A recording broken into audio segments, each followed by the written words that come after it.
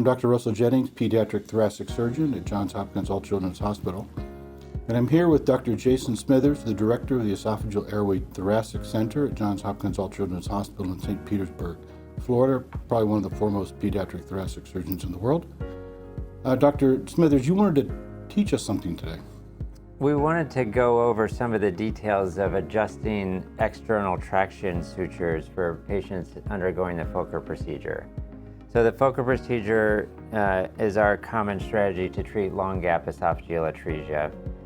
The principle is that if you put the esophagus on tension, on stretch, it will stimulate it to grow. We've found the most successful strategy is to use sutures placed in the tip of each esophageal pouch that do not violate the lumen, and that allows us to pull on the esophagus to stretch it out.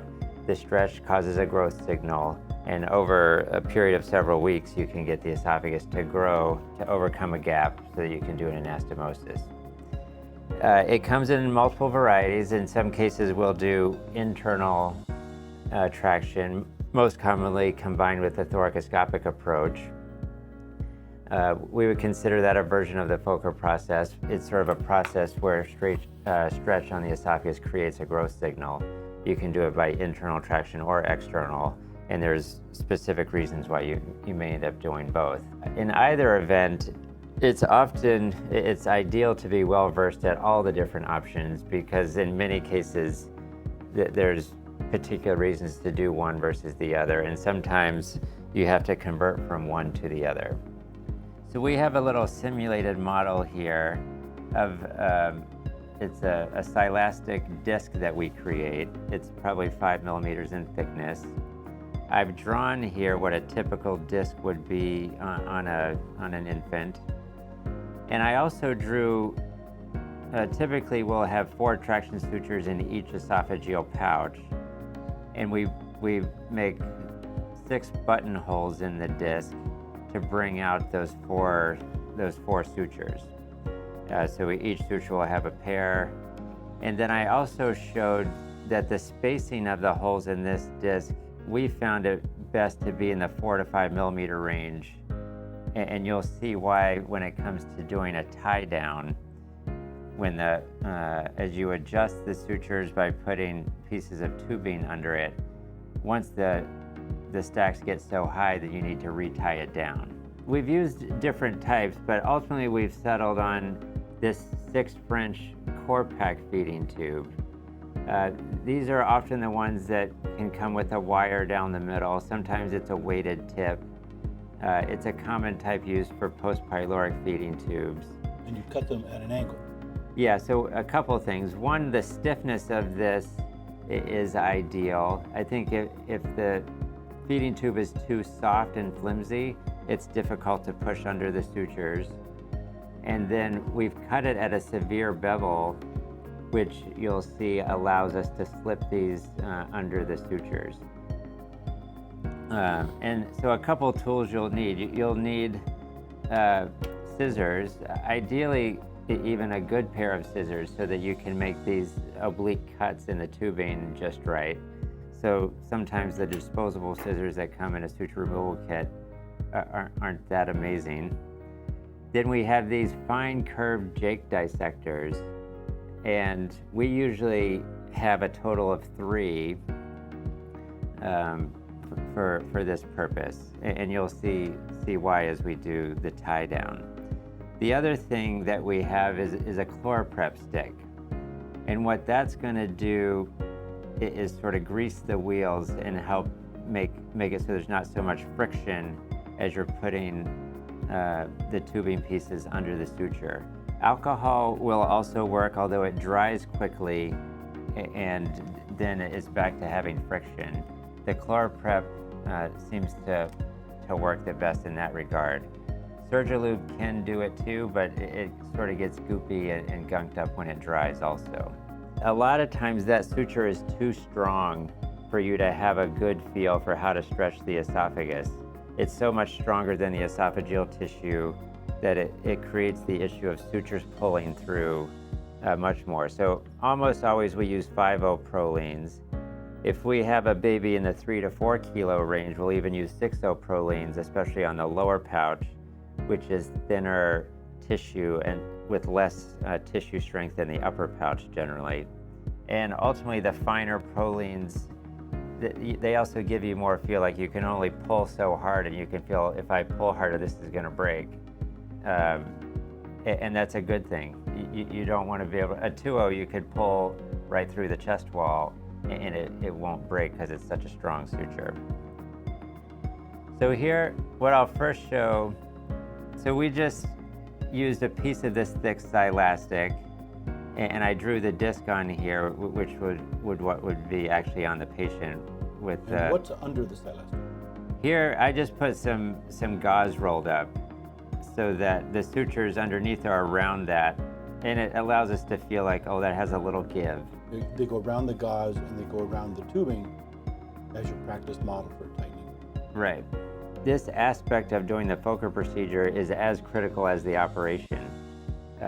Getting the suture adjustments correct without breaking them. The sutures are easy to break. Prolines, if you grab them with an instrument, they'll totally fracture. So you can't grab them with a metal instrument. So we'll often put some ChloraPrep on there to slick it up a little bit. I'll even do it on the Jake. And I'll come in and just gently feel. And you can see these sutures have a little bit of give to them. So then we'll bring in our tubing pieces. We'll slick those up, and you can just shimmy those underneath. And our goal here is like to take out the slack. So we're adjusting, we're feeling the tension on the sutures. We're adding our little tubing pieces. And so that one feels pretty good. Now we have these guys, you can see, have some laxity, so we can add some tubing pieces here. So we'll go ahead and do that. As we do these, we'll often place 3 or 4 tubing pieces in this stack and go back and forth, so that you're distributing the tension on the sutures equally throughout the process, rather than having either one suture or one pair have a lot more tension on it than the other ones. Sliding these under here, often give it a little twist as you're going. After you place a few, I'll feel with the Jake again. And you see, okay, that tension is getting a lot stronger. Now for each case, like on a lower pouch, you're going to be a little less aggressive than on an upper often, because a lot of times the lower pouch is thinner. You'll use the cues you got in the OR for each individual case to say, how aggressive can I be on this pouch? We have clips on the pouches that we follow on the x-ray. Leading clips, we call them, on the pledgets, and a trailing clip, so that we would know if the tip is getting pulled off or the sutures are pulling out. The trailing clip will fall back from the leading clips. When you do a tie down, you want to go ahead and add tubing pieces first, so that you have a sense of what the tension's going to be. Because in order to do a tie down, now I'm going to remove all the sutures from one stack, but keep the other stack holding the tension. So I'll go ahead and do that now. You'll also see we've cut these tails long, and the reason for that is you're going to see it helps with the tie down.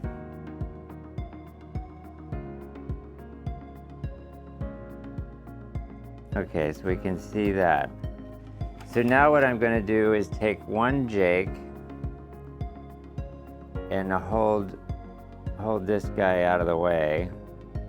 Now we're going to have to come in here and cut one suture so we can tie it down. So we're cutting right next to the knot. And now we're going to do a little instrument tie with that one. So to be honest, this is a bit of a pain in the butt, but it's a critical part of it. So now we've tied one flat knot there. We're going to come through tie this other one.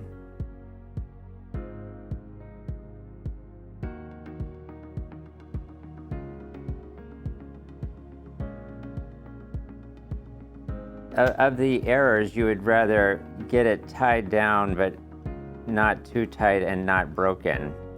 Now in this case, I'm going to cut off this little knot, which makes this tail super short, but it's going to be easier to tie without the knot.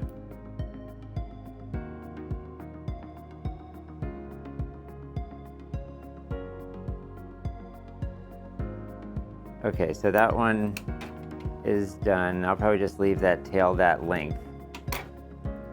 Now we can bring this other one into play.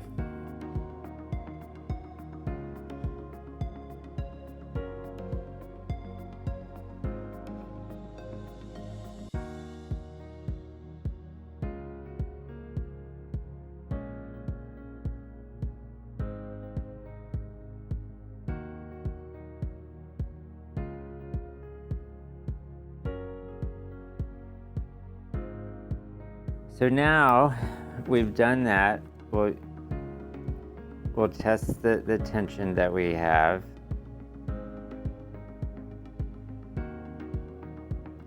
It feels pretty good. It's actually critical that you get some good square knots on these. If you have one long slip knot, even with 7 or 8 throws, I've seen cases where we tested the tension and the knot just pulled right out. Yeah. And then it's like, okay, there went that suture. Yeah, then you lose the tension. So now this side will be a lot easier. So now I have that new tie down holding that tension. So I can take these tubing pieces out. I'll do this trick again where I'll use one jig to hold one out of the way so it's less of a tangle.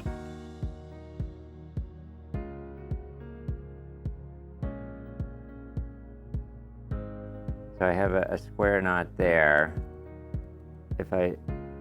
That's now going to post this direction towards this hole. Let's see if it'll let me post it the other way, or I'm going to go ahead and post it this way on this one. And just gently pulling up on the post and pulling down, I can sort of re-square it. This side you can post it either direction because you're not working around the other big stack in your way.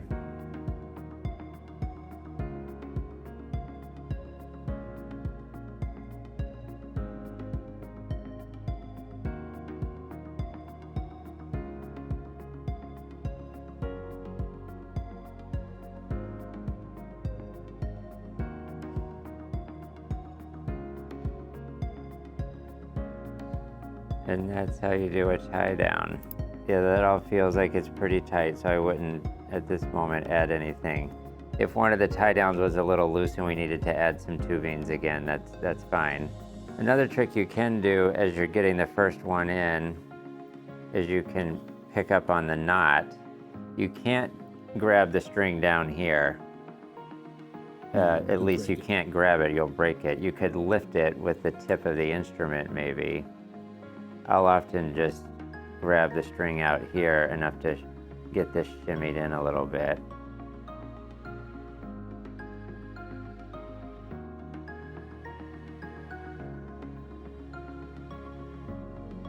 And you also see just the way it feels. You can also see it's indenting the tubing a little bit, the sutures.